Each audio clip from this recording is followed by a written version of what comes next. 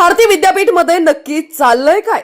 शिक्षणाच्या नावाखाली मुले शाळेच्या आवारातच असले बिनधिक्कत चाळे करतातच कसे? आजूबाजूला चालणारे नागरिकही शर्मेने माना खाली घालून चालतात.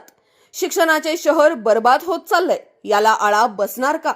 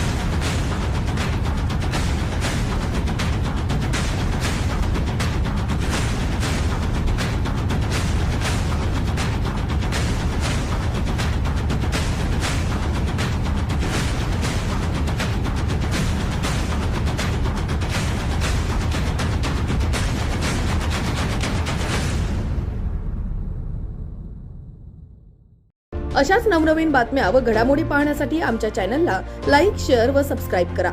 टॉप न्यूज पुणे जाहिराती व बातम्या देण्यासाठी संपर्क मुख्य संपादक कैलास गायकवाड.